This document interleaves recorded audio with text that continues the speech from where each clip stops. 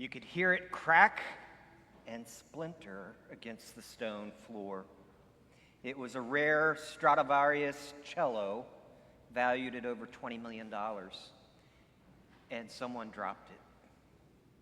According to a news article in the Spanish newspaper El Mundo, the cello was being used in a photo shoot in Spain's royal palace in Madrid. In the course of the photo shoot, somebody didn't balance it quite right, and it fell off a table and was badly damaged. How do you handle a $20 million Stradivarius cello? If it were entrusted to your care, I can imagine you would handle it very, very gently. Just enough pressure from your hands to keep from dropping it, but not enough pressure against the wood to damage or deform it or alter the finish. You would check every angle, every doorway, every inch. You would think through every possible movement, everything that could go wrong. You would seek to anticipate any obstacle in your way or anything that might in any way damage a $20 million Stradivarius cello.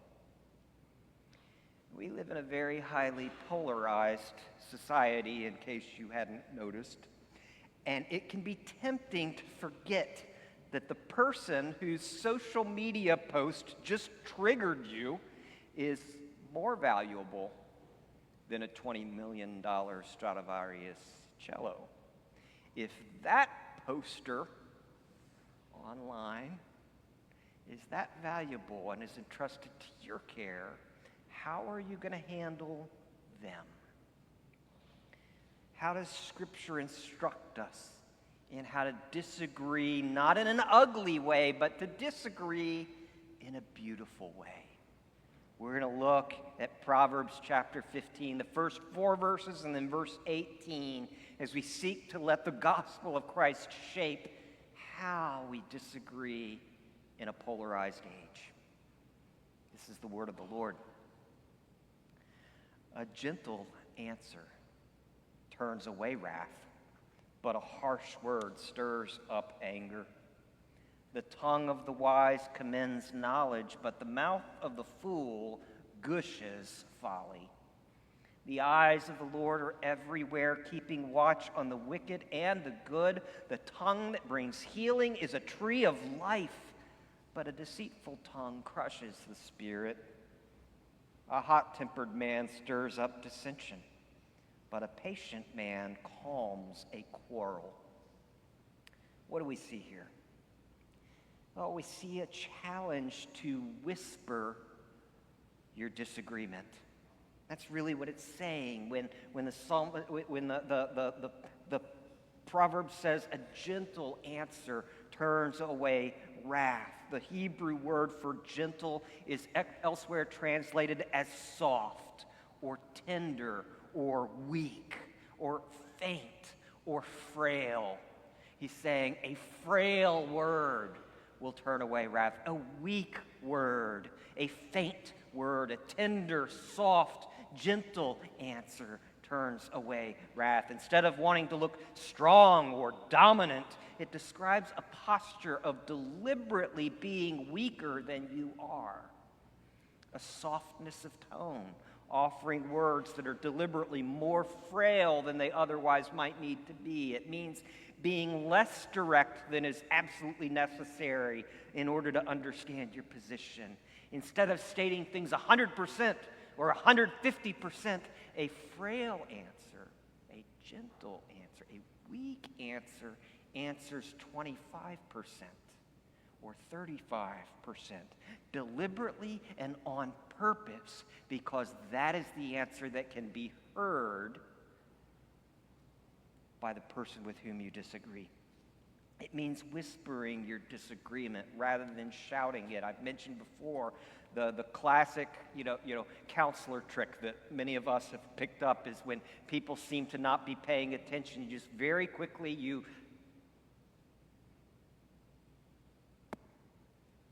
you're all staring at me. Why? Because I stopped talking.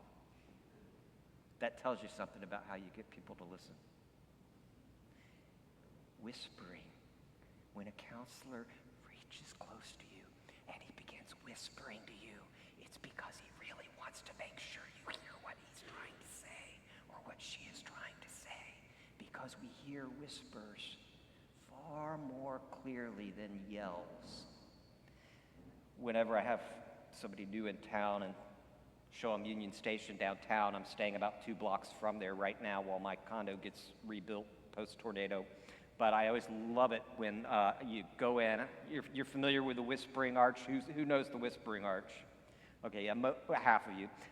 If you go in the front doors of Union Station, right off of Market Street, the big front and center valet kind of doors, and you go inside, there's a staircase that goes up to the Grand Hall, which is this majestic, huge space with like statues of caryatids. That's Greek for women. Statues that hold stuff.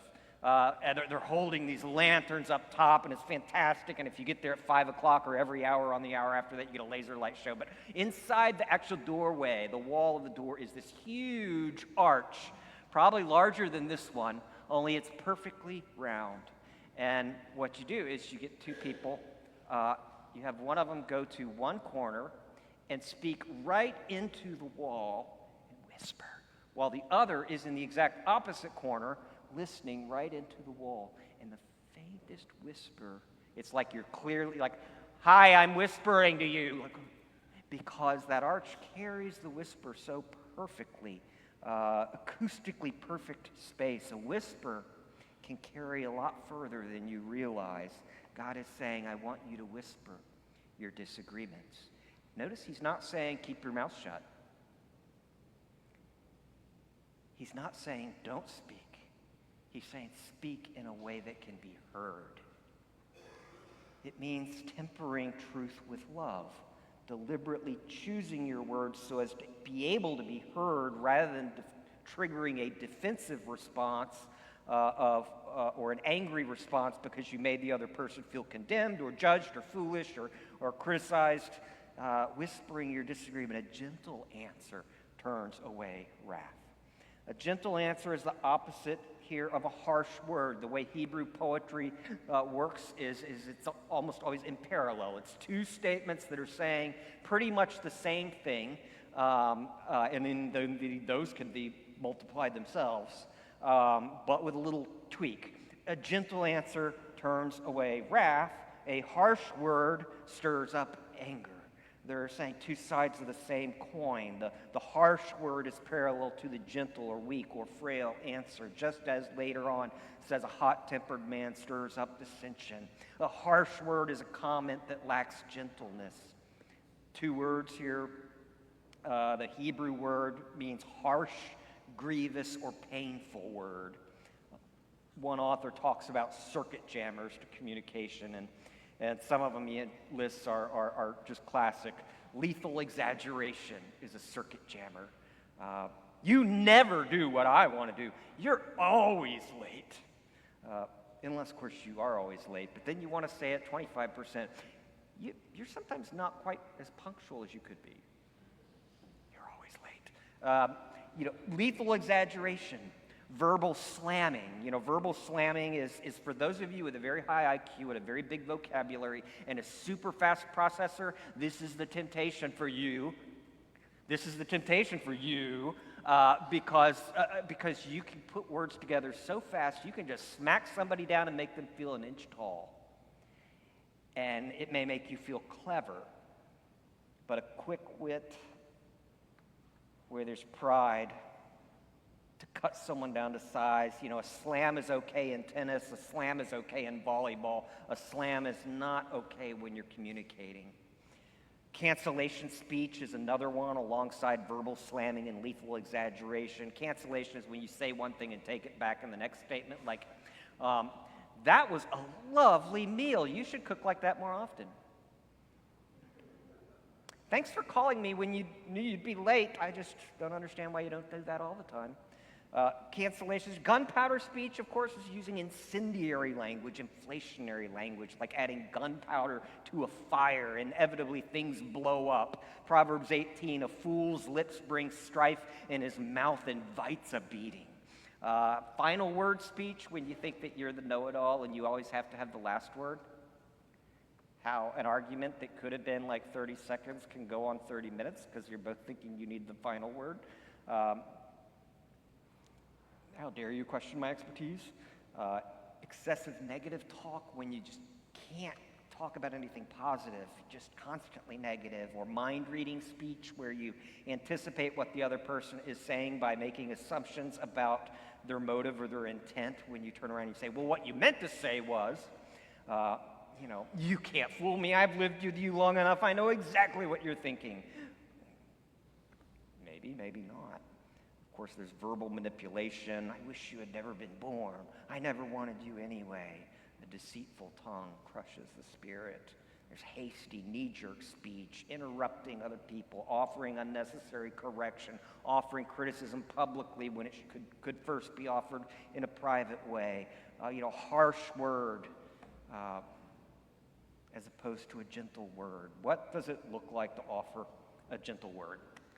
Well, if you're doing it right, you're going to look more like Mr. Rogers' Neighborhood and less like a shock jock. It means avoiding unnecessarily provocative language, avoiding offensive language, dropping the accusatorial tone, and bypassing unnecessary melodrama. John Wanamaker makes the point that whatever you have to say to people, be sure to say it in words that'll cause them to smile. And if you can do that, you're on pretty safe ground. It means whispering your disagreement. Robert Morgan relates the story of the life of John Wooden, one of the most revered coaches in the history of college basketball, who credited much of his success to his dad. And he recalled a boyhood occasion when he watched his dad deal with a certain situation. You see, his rural Indiana county in his rural Indiana county, often farmers would pay people to take teams of mules or horses into the gravel pits that were scattered throughout the county in order to haul out loads of gravel. And some pits were deeper than others, and sometimes it was hard for a team of horses to pull a wagon that was filled with heavy gravel through wet sand up a steep incline. And one hot summer day, a young farmer was trying to get his team of horses to pull a fully loaded wagon out of the pit. And he was whipping these horses, and he was cursing these plow horses. And the horses were frothing at the mouth. They were stomping. They were pulling back from him. And the elder Wooden watched for a while and then went over to the young man, and he said, "Let me take care of him for you." He writes, "Dad started talking to the horses, almost whispering to them, and he stroked their noses with a soft touch. Then he walked in between the two horses, holding their bridles and bits while he continued talking very calmly and gently as they settled down. And gradually he stepped out in front of them and gave a little whistle to start them moving forward while he guided the reins. And within moments, those two big plow horses had pulled the wagon out of the gravel pit as easy as could be, as if they were happy to do it." John Wooden said, "I've never forgotten what I saw him do and how he did it. Over the years, I've seen a lot of leaders act more like that angry young farmer who lost control. So much more can usually be accomplished by Dad's calm, confident, and steady approach."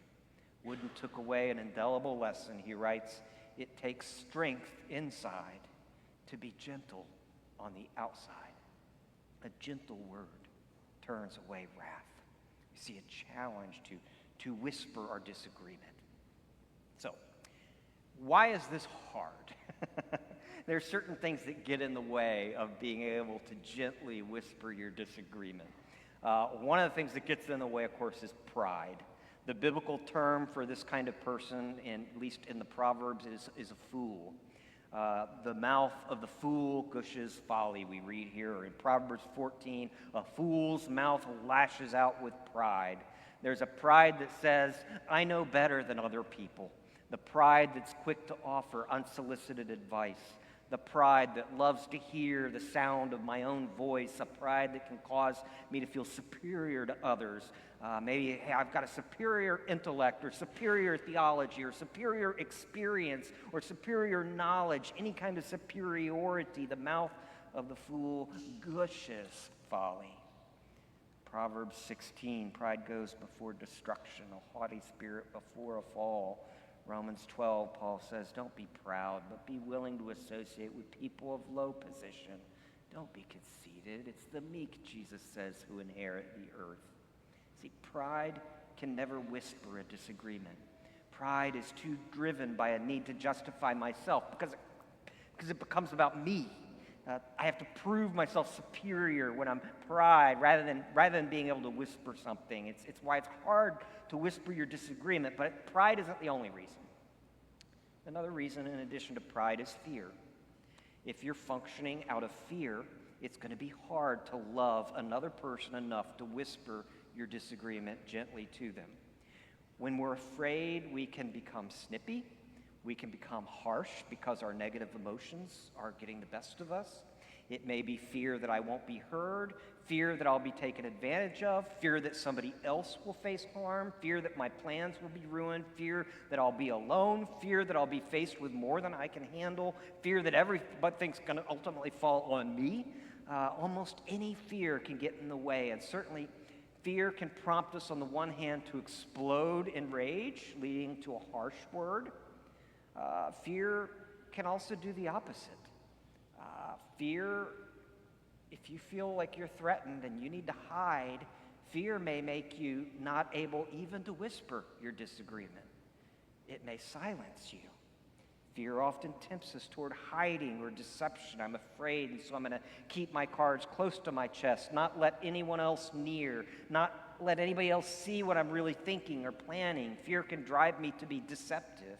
To a deceitful tongue even. Just as pride makes it difficult to whisper our disagreements, so does fear. And so we have pride getting in the way, we have fear getting in the way, but also often, practically, we have a lack of practice. We're all raised in different households and different cultures. Some of you were raised in households where nobody ever said anything negative to anybody and everybody's self-esteem was through the roof and everybody's just so nice all the time. And then there are the rest of us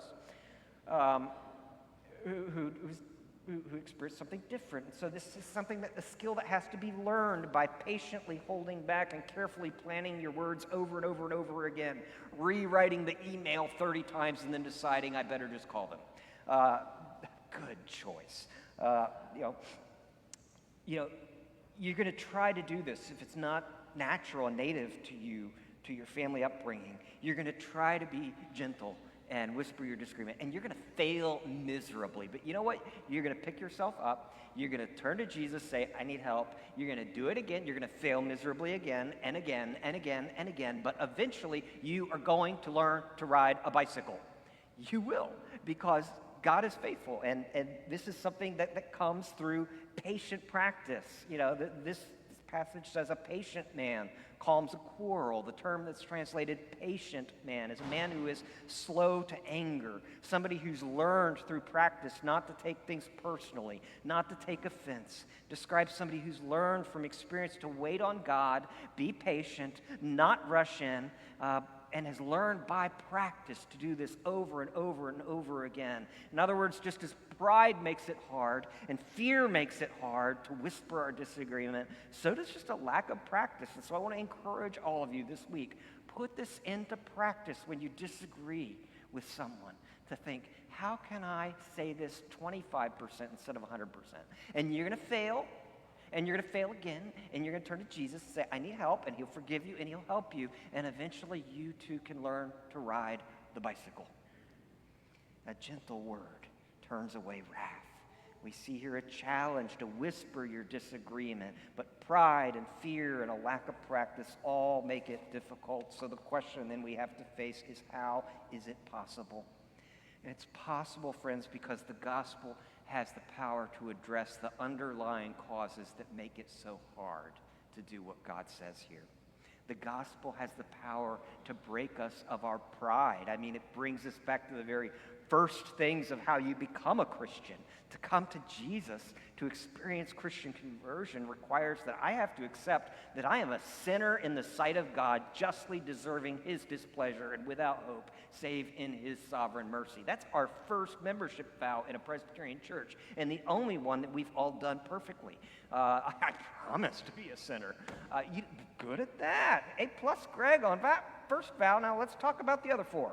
To come to Jesus means to say, I have failed God, and I have failed other people, and I need help, Lord, because I do not have the answers inside of me. I need you to provide answers and meaning and significance that is real and is not make-believe, or else all of this is a waste of time.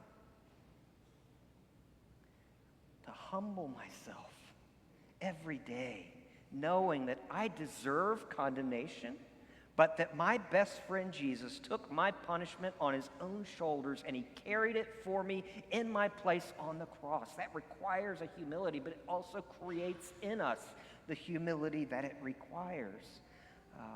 A fundamentally proud person is a person who's not going to come to Jesus. They can't. To come to Jesus humbles us. It crucifies our pride, and we have to let that gospel do the work to humble us.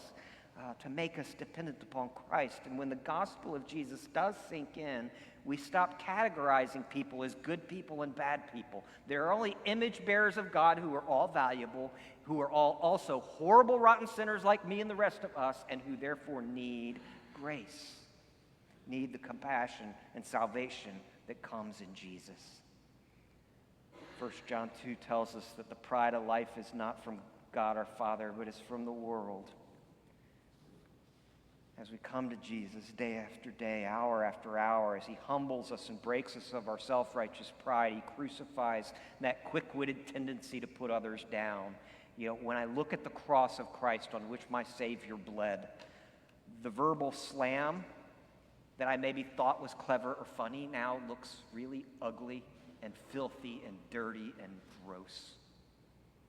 Our hot temper seems out of place when we understand that Jesus bore that very hot temper for us and had to be damned by the Father on the cross because of it in order to save us, because God our Father loved us.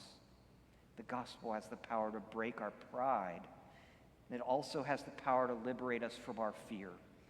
Fear says that I'm going to be abandoned. Fear says that I'm going to be overlooked. I'm going to be taken advantage of. Fear says that someone somewhere is going to get away with something, and somebody's going to get hurt. But the gospel says that God is never going to forsake me, and he's never going to leave me. We read here, the eyes of the Lord are everywhere, keeping watch over you.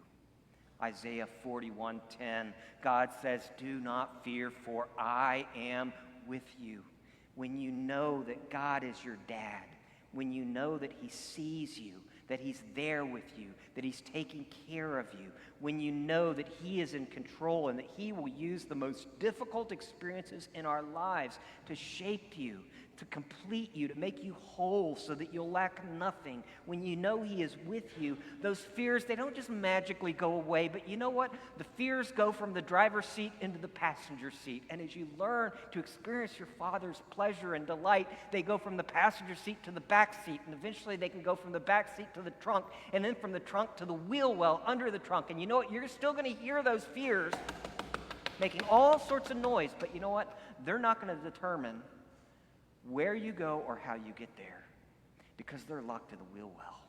They're still there.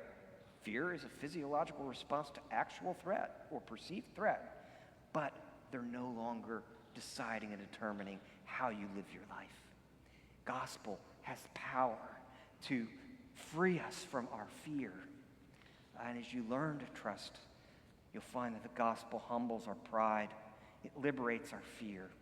And I hope you can understand and see here, as throughout the Proverbs, who is it who really manifests the wisdom of Proverbs? the wisdom to know when this principle applies or when that one applies, the wisdom to always seek first the Lord, to always do what pleases him, turning neither to the right nor to the left, always walking in the light of wisdom and knowledge. It is Jesus, the man of wisdom himself, who fully manifests what we're teaching, what we're seeing God instruct us in here. Jesus was all of this for you. Jesus is the gentle answer that turns away wrath. He says, "Come to me and learn from me, for I am gentle, and you will find rest for your souls." Jesus is the gentle answer that turns away wrath. Jesus is the tongue of the wise that commends knowledge. Jesus is the one keeping watch over your soul. Jesus is the one who is the tongue that brings healing. Jesus himself is the tree of life. Jesus is the patient man that calms a quarrel. On the cross, Jesus calmed the quarrel between us and God forever, not by finding a conflict resolution that split the difference between humanity and God. No, he calmed the quarrel between us and God by noting our complete and absolute guilt, and then becoming the fall guy who took the blame for us, so that God's justice could be fulfilled while being wedded to his love and compassion and covenant fidelity and grace. Jesus was all of this for you, so that you can be renewed in his image, being made over anew in his likeness, becoming more like Jesus in your ability to disagree beautifully. Not all of you were old enough to remember, but the 1998 movie Armageddon focused on a burly oil mining veteran by the name of Harry Stamper, who was played by Bruce Willis. And Stamper had been called upon to take part in a last-ditch mission to save the human race from a massive asteroid that was on an unstoppable collision course for the planet. If it struck the Earth, all life on Earth would be wiped out. Certainly humanity would never survive. And so the team lands a space shuttle on the surface of this deadly rock. And Harry and his compatriots drill a hole deep into the asteroid's core, and they drop into it a nuclear bomb that might just split the asteroid apart so that the various halves veer in either direction and save the planet Earth. At the climactic moment when the charge has been set and the shuttle is about to lift off the asteroid, something goes wrong, and it becomes clear that someone will have to stay behind and manually detonate the bomb. Without hesitation, Harry Stamper chooses that job, and in the final minutes, Harry speaks by video phone to the command center in Houston, and he says his last words to his daughter, Grace, who's played by Liv Tyler. With tears streaming down her cheeks, the daughter burbles to her dad, "Everything good inside of me I have from you. I love you so much. I'm so proud of you, and I'm so scared." And Stamper replies, "There won't be anything to be scared of, Sin. I'll look in on you. I love you, Grace." Moments later, Harry kneels on the surface of the asteroid as it violently shakes with volcanic eruptions. Struggling to maintain hold of the detonator, he watches the shuttle safely escape, and then Harry stares at the beautiful blue planet rotating quietly in space. A gentle smile creases his rugged face as he whispers, "We win, Grace." And then he presses the detonator. Suddenly the screen fills with a racing stream of images as seen through the love of this father's eyes. We see back in time to a sunny day when Harry is pushing his laughing little girl on a backyard swing set. We're treated to a blur of images reflecting the glorious and grainy moments of miraculous human life. We see a moment out in the future when Gracie will be dressed as a radiant bride on her wedding day, and then the asteroid erupts in a blinding explosion. It fractures in two and careens clear of the planet, as the entire human population of earth explodes in wild cheers of joy and salvation and celebration. See, God saw the consequences of our sin. They were hurtling at human life like an unstoppable force. And he knew we deserved those consequences. And yet he himself was the one, God himself, who pressed the detonator, taking the full force of those consequences into himself upon the cross. On the cross, Jesus did not cry out. He did not defend himself. He did not condemn. He quietly did what it took to rescue us from the eternal consequences of our own sin. If you want to hear God, look at the cross. On the cross, Jesus speaks a word, a whisper. Listen to the cross. It's the quiet whisper of God, the whisper of God that is the clearest, most reverberating, and most powerful communication in all of history. The whisper of God, his gentle answer that turns away